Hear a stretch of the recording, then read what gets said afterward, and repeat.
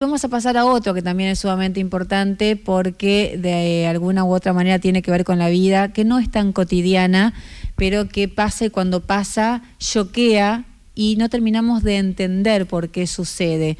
Abandono de niños.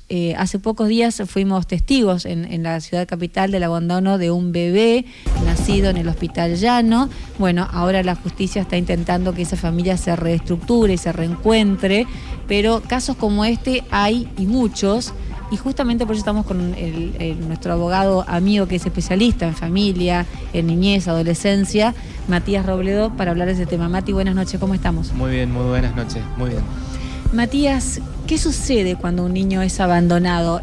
Hablemos de un menor como en este caso, sin tocar el tema por supuesto específico, pero ¿qué pasa con esa criatura? Porque lo primero que uno dice es, cuando si se salva como en esta situación, ¿qué pasa con ese niño? Bueno, en primer lugar, me parece que estos casos que se dieron a conocer ahora no son los primeros. Y no son tan pocos como parecen. Estos se dan muchas veces en el interior de la provincia de manera bastante periódica y lamentablemente lo que sucede con estos chicos es que sufren ya desde su primera infancia una cuestión de abandono familiar y los pone en una extrema situación de vulnerabilidad. En este caso en particular que se conoció últimamente, el abandono, por decirlo de alguna forma, de los progenitores se dio en un centro de salud. Pensemos que muchas veces este tipo de situaciones se dan en contextos sumamente graves, vulnerables, como en una esquina, en un lugar donde hay basura, es encontrada por animales, es encontrado por personas que están recolectando residuos. Entonces la verdad que esta situación de niños abandonados produce un retroceso en cuanto a lo que sucedía antes, mucho tiempo antes, cuando inclusive se abandonaba a los niños en los orfanatos. Entonces, como que esta cuestión que un tiempo atrás a nivel mundial se pudo solucionar, hoy estamos nuevamente en presencia de esto. Y esto no solo indica una situación de vulnerabilidad del niño o de la niña abandonada, sino también, por supuesto, de su familia.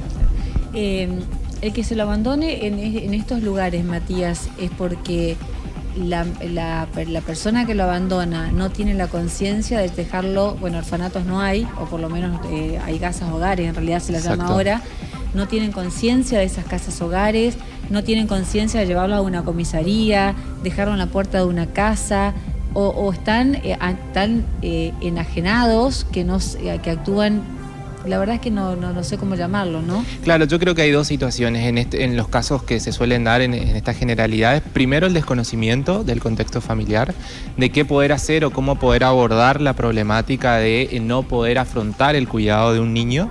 Y por otro lado, también muchas veces esta cuestión de la falta de interés en poder buscar otras alternativas. Entonces el desconocimiento y la falta de interés a veces se encuentran en estas situaciones y suceden estas cuestiones. Lo importante que me parece bueno resaltar y hacer expansivo y que la comunidad entienda es que estas situaciones de niños y niñas que son abandonados no implica, digamos, un abandono por parte del Estado, y lo que se busca es generalmente la localización de la familia ampliada. En este caso en particular se abandonó a esta bebé en un centro de salud, como te decía, y rápidamente las autoridades de la Dirección de Niñez de la provincia han intervenido junto con la justicia y por supuesto que se armó una causa judicial de investigación y lo primero que se debe hacer es la búsqueda de la familia extensa. Generalmente aparecen, muchas veces sucede que aparecen la familia, en este caso en particular, fíjate que los padres, los abuelos, digamos, aparecieron y no sabían ni siquiera de la existencia del embarazo de esta madre. Hay en otros casos donde inclusive no se puede detectar. El año pasado o antepasado sucedió acá en San Luis del Palmar, sucedió también en Itaibaté. donde encuentran a los niños en la basura, y cuando no se encuentra a esta familia extensa, ahí recién es lo que generalmente la gente piensa que sucede primero, que es habilitar el proceso de adopción o de institucionalización en estos hogares de tránsito. Claro, pero eso es una segunda instancia. Lo primero Claro. es reconectarlos con la familia de origen. De origen. Exactamente, Sí. Esos son los pasos. Bien, vos decías el desconocimiento y la falta por ahí de interés de conectarse con otras opciones. Otras opciones sería proyectar una adopción, por ejemplo.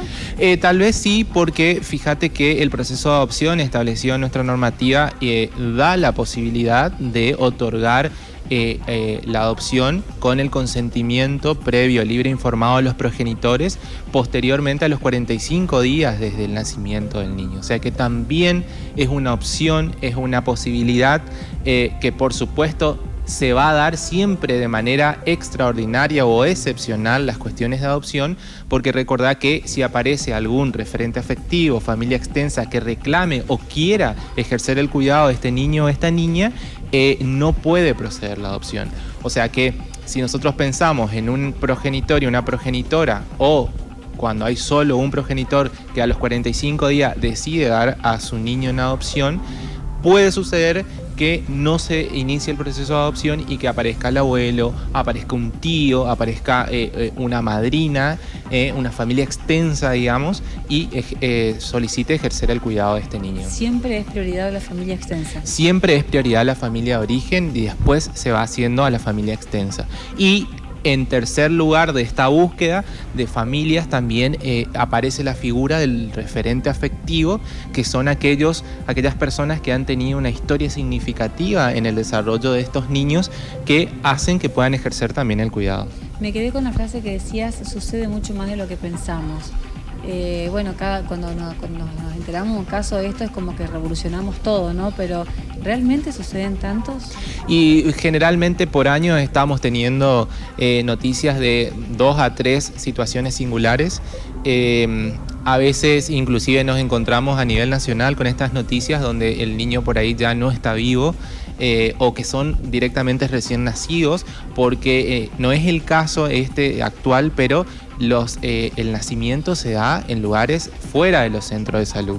Entonces tampoco es un nacimiento registrado, no hay registros de la madre, no hay registro de la familia, de los médicos que asistieron, y lo que no solamente deja en situación de vulnerabilidad tanto física como psicológica a estos niños pequeños, sino que también, acordate que lo priva de una cantidad de situaciones y de derechos fundamentales, como por ejemplo la identidad.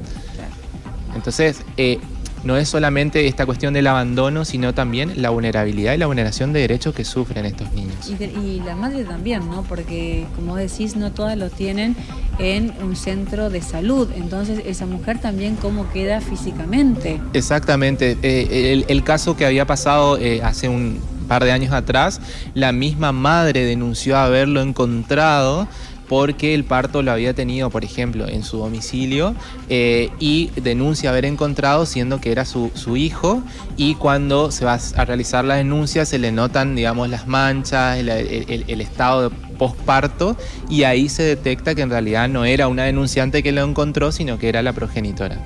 Matías, muchísimas gracias como siempre, muy amable. Gracias, un placer. Volvemos con Marcos.